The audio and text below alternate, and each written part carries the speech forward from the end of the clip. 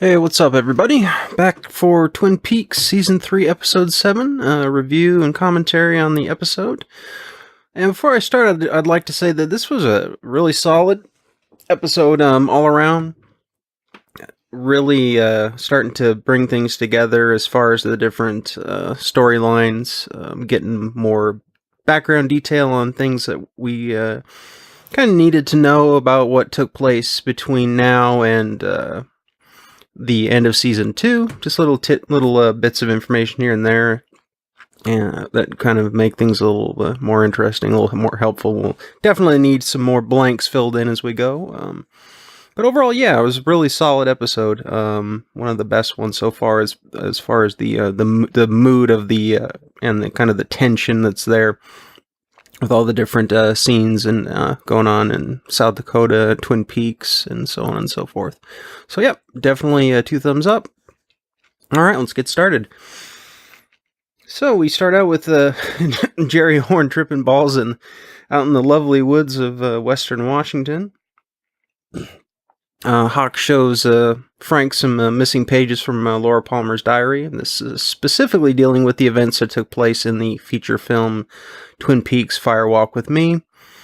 Basically, if you haven't watched it, or at least I'll give you a little, assuming you probably have watched it, but let's just say that Laura has a dream after receiving a photograph of this picture of this empty room with a door that's open leading into another room from a mysterious lady and her grandson. And after receiving this, she has a dream in which Annie Blackburn, Dale's love interest, towards the end of season 2, appears and gives her the message that's written down on the paper. So I think, Hawk is knowledgeable about the lodge and the existence of it, so he's definitely got more to go on. I'm not sure if Harry filled in Frank on all of his kind of experiences. I'm not sure. I mean, I'm assuming if Frank grew up in Twin Peaks and was in Twin Peaks, he was probably a bookhouse boy also, but we don't know that information. So I imagine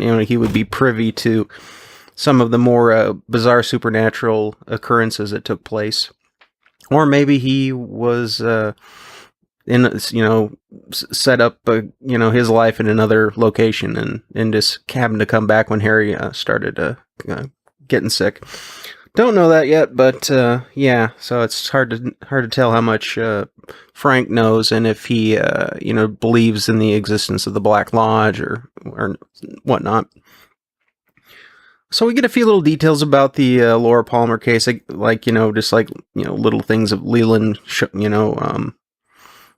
that they're nothing really noteworthy or that adds too much, but just talking a little bit about Leland's behavior during the time when he possibly stashed those notes in the men's stall.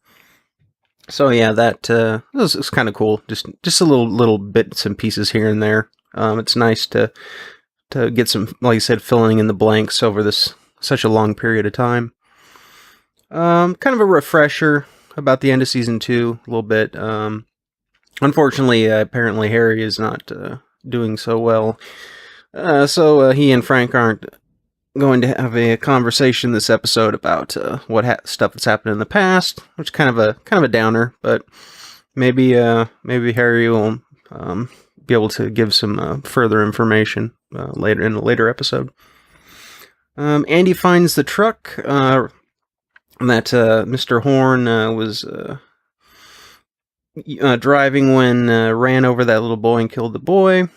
Apparently, it belongs to somebody else. The owner is seemingly very desperate to get Andy to leave the premises and promises to meet him up later to talk about the person who drove the vehicle. And Andy, of course, is still too nice a guy. If it was anybody else, they probably would have, they wouldn't have just walked away on a promise, but Andy's just a nice guy.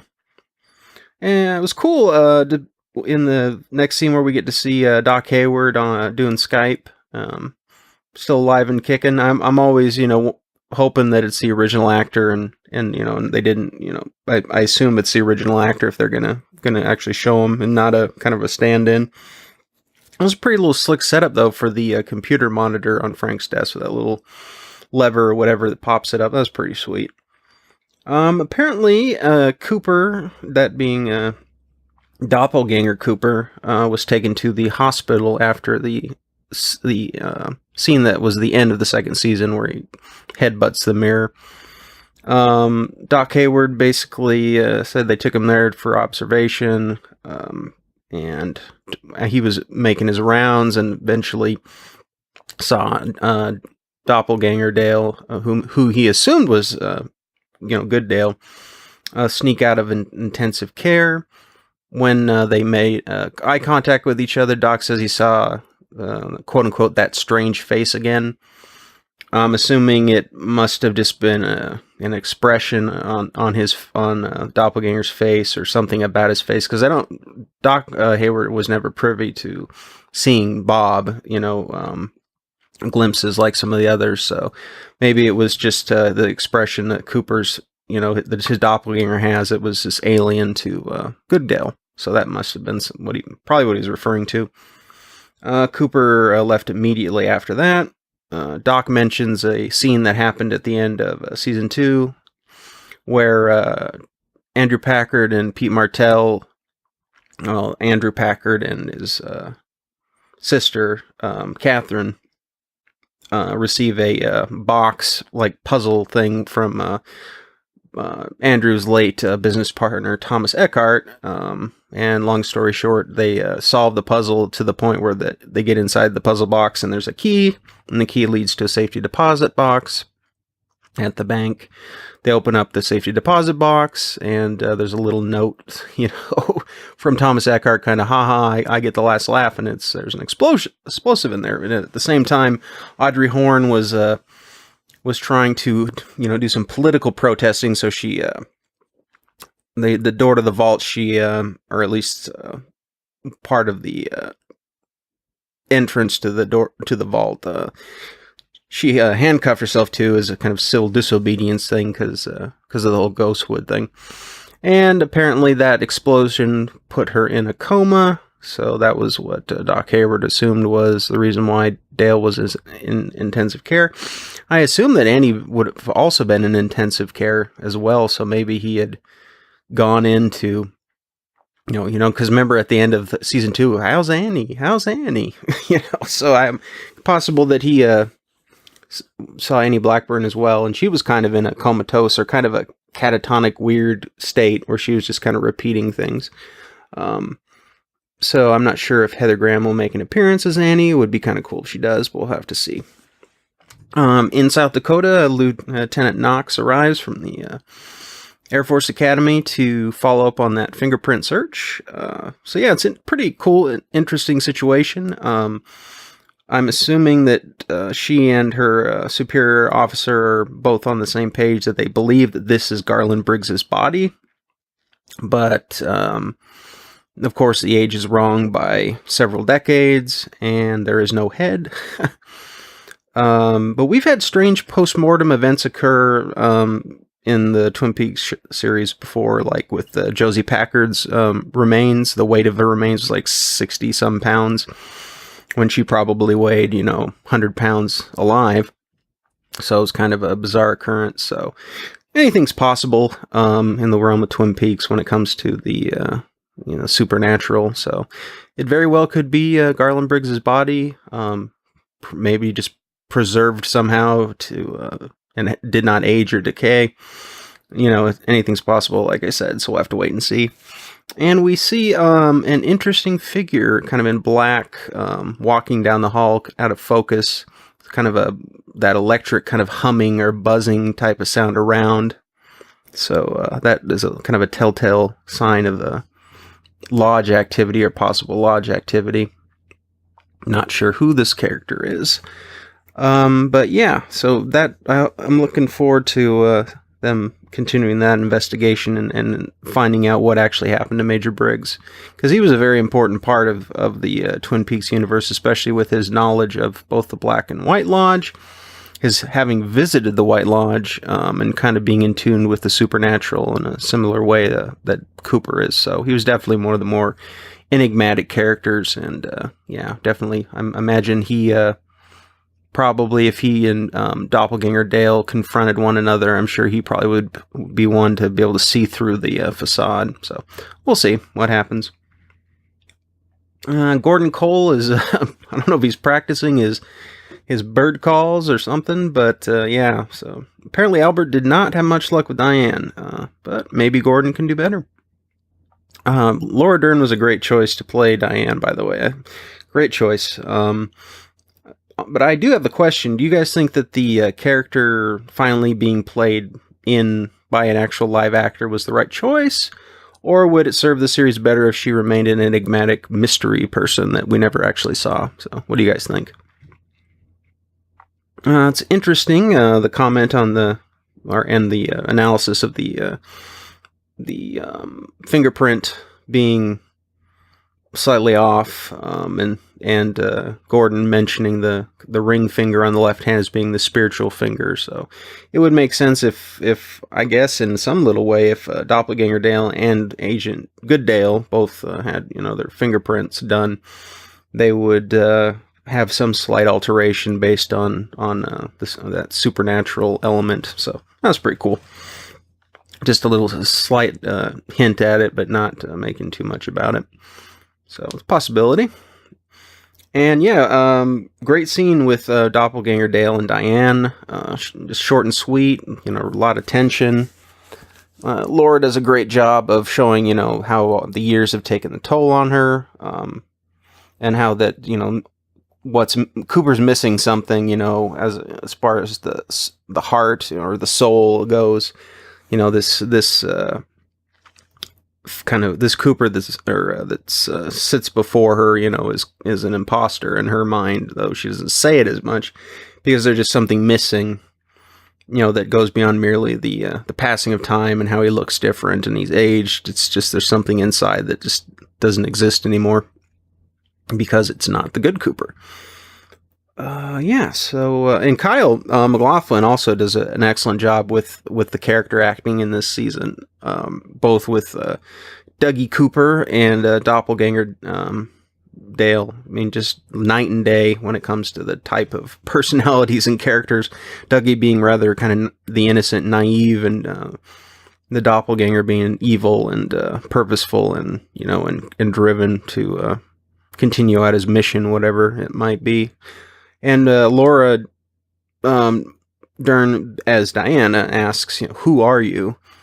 And that was actually a question that Laura Palmer asked multiple times in the film when Bob or Leland, inhabited by Bob, had snuck into her room. So that when she asked that kind of reminded me of that scene in the same way. And apparently something about a strawberry. Doppelganger Dale needs to talk to the warden. Andy's looks like Andy's date got cold feet. No meet up at the logging road to talk about the driver of the truck. And as you will recall just a little bit ago, there was that kind of mystery figure walking down the hall in the South Dakota police station, and it had that kind of weird sound effect playing as it. As this kind of blurred out figure was kind of walking towards the camera slowly. At the house with the door open, we sort of hear that same kind of effect playing, so it could be a coincidence. It's hard to say. I'm wondering if this house is the location of that, where that box was with the two red lights.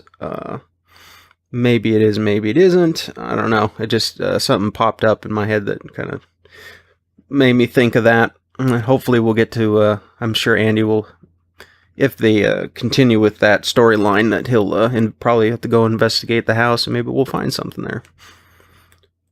Yeah, so Doppelganger Dale mentions dog legs. Yeah, so that was in that vehicle crash.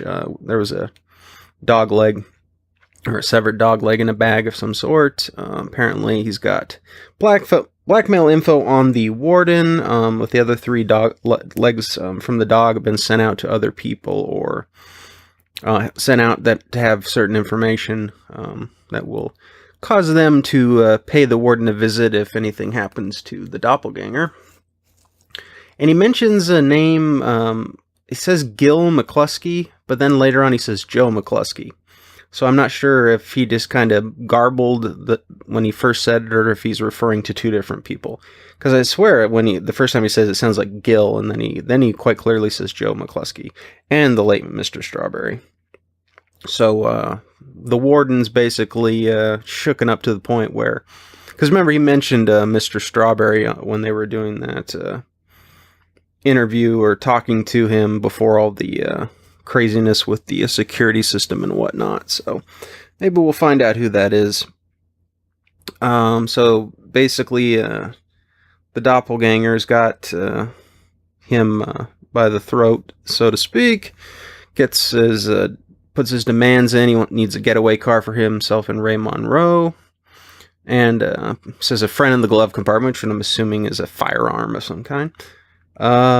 So looks like that didn't take too long, and I don't think Gordon and company are going to be too thrilled the fact that this character was able to escape the gravity of which his freedom that was granted is beyond what the warden actually realizes. Dougie Jones and wife get news about the blown up car.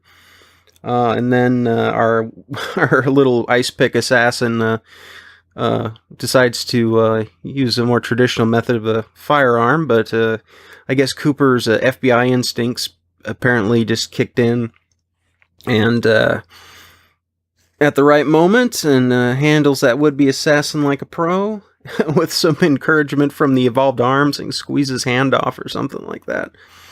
And I'm assuming that was flesh that was peeled off of the handle of the gun.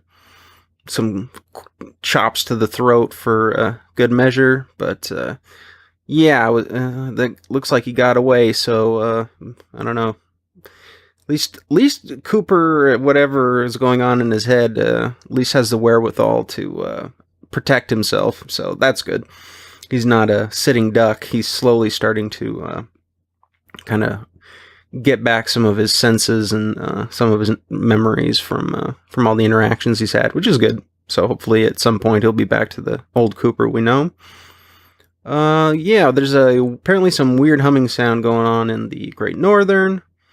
I'm curious whether or not it originates from Cooper's old room. That would be cool and appropriate, especially since we had Ben talking about the old key, and I was kind of remembering back to the Laura Palmer case and whatnot. So we'll have to see. I mean, it's a signal of some kind of weird humming, and remember, any kind of like electrical hum sound always seems to kind of hint at supernatural activity kind of going on. So we'll have to see. Maybe something's neat, and they need to go and inspect Cooper's room once more and see if there's anything left behind there. And apparently, the Renaults are still up to no good. This is Jean-Michel, or Michel, I guess if you said it in French, Renault. Played by the same guy that played Jacques, but apparently they're still up to no good. They're running prostitutes and who knows what else. Guess some things don't change.